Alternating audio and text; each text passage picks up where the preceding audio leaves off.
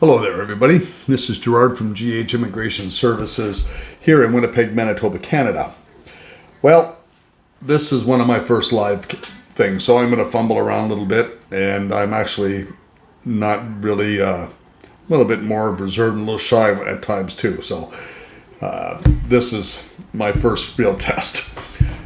Anyways, I want to talk about the Yukon Community Pilot Program that just got released. A lot of people had on the internet have thought this was a fake program.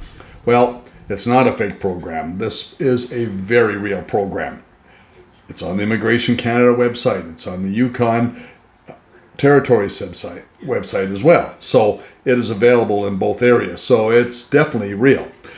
The thing that's really puzzling about is the simplicity of this. There is not these enormous amounts of requirements. You don't need an LMIA. You don't need a degree. You don't even need an IELTS. So those things are really, really unusual to have those things. The way it works is you have a need to have 30 hours a week from an employer. So you have to have a job. There's no ifs, ands, or buts about it. So you have to apply to jobs from the Yukon, and if you get accepted for the jobs, then you have to have a total of 30 hours a week. That's guaranteed. And you can get it from 3 different employers. It doesn't have to be 1, 2. It can be 3 different employers. So you can find employers that just need part-time personnel that can only give you a couple days a week. Well, if you have 3 different companies that can give you 3 days a week, you now have 32 hours. And that is part of the requirement for it. Once you have these 3 jobs and they give you the offers for it, then an application is sent in to the Yukon Territories, and at that point in there, they will issue you a letter stating that you are accepted on and going to be accepted as a permanent resident for the Yukon Territory, and that you have job offers and so on and so forth. So at that point, your paperwork is then submitted. You get a work permit for 2 years while your PR is being processed. So you have this 2-year work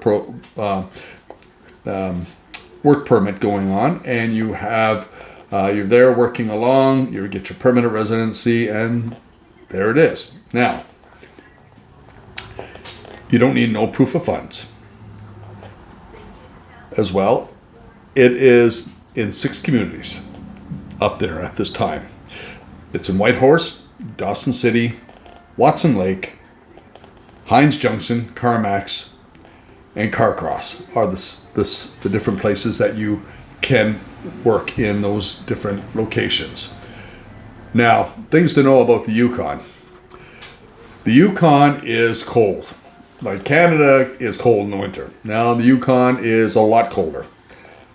But it's actually really quite beautiful too. It's very scenic, but it's just a very different lifestyle. It's basically 10 months of the year it's cold. You have 2 months of decent weather. It goes a little bit above zero. Doesn't go a lot above zero. Goes a little bit above zero. And so you're basically dressed for winter pretty much year round. So that's one of the things about it. It gets dark in the winter. It gets very dark. Like they have, I don't know I'm not sure exactly how many months. I lived up at the North Pole for 6 months, and we had basically 4 months of absolute darkness. I don't think they get 4 months of absolute darkness, but I know it's going to be pretty darn close to that. So, but it is absolutely gorgeous up there.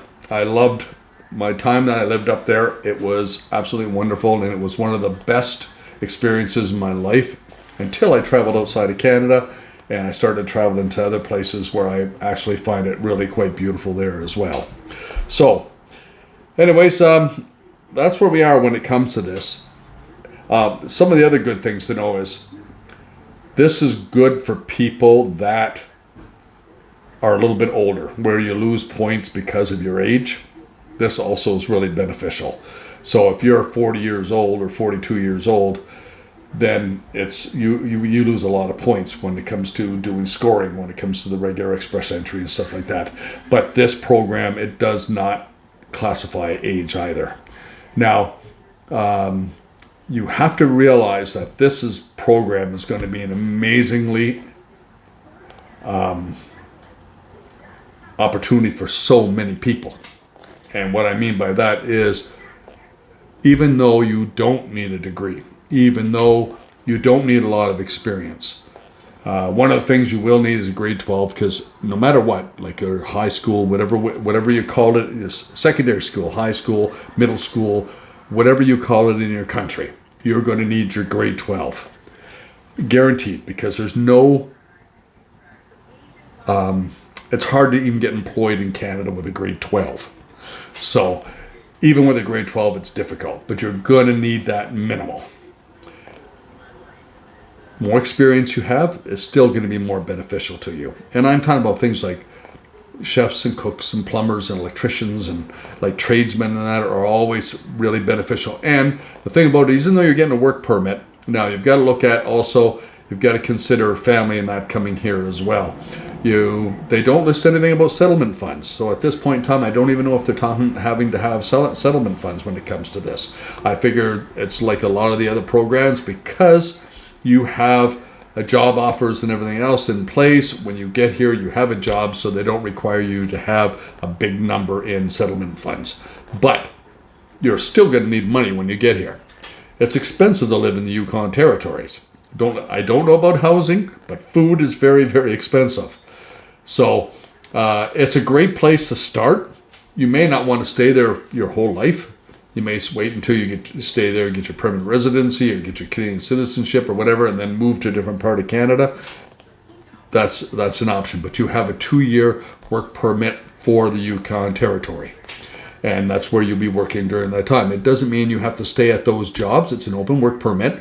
So the jobs that you're there, if you find other work that's more suitable for yourself, you'll always have that opportunity to change. This is just to get you, but you still, under the work permit program, you need 30 hours. So you can't take a job, or you can't quit a job, or whatever the case is, and have your hours dropped. That won't work for you. So this is going to be popular. Like I said, this is going to be incredibly popular. So one of the things you got to realize, that you may be interested, you may have minimal experience, you may have minimal education, stuff like that, but there's going to be a lot of people applying for these jobs that are there. They are going to get hit with them in incredible numbers. So for one thing, it's going to take time to go through all the applications that are there. For one thing, they're going to pick the cream of the crop. They're going to take the people they want there. So if you get a position, say, if you have an opportunity to work in even a gas station, if it's working as an attendant in a gas station, but you have a degree, or else you've worked as a manager or whatever the case is, something like that. When you do your resume or your CV, whatever way you call it, we call them resumes here. I know the CVs overseas. When you do your CV up, or whatever the case is, just remember, there's nothing wrong with taking a job under your skill level.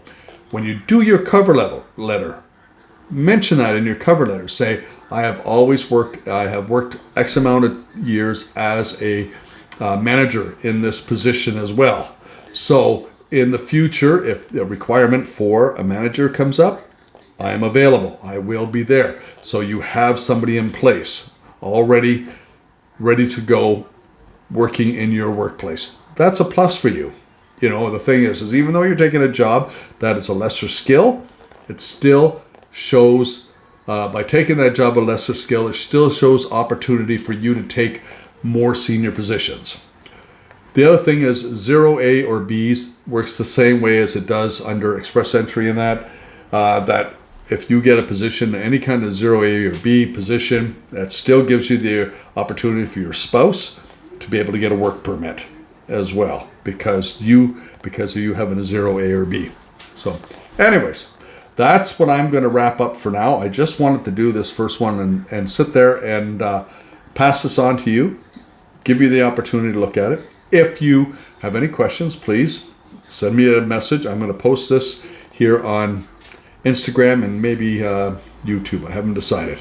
But I'm going to post this on Instagram for now. If you have any questions, send me an email or send me a message, whatever the case is, and I'll be happy to reply to you. Remember, it's ghimmigrationservices.ca, and the services is SVCS. Sorry, that's the way I had to register the name. So it is GH Immigration Services, SVCS.ca. That is my website. And anyways, thank you for watching. I hope you found this informative, and I hope that this works out very well for you.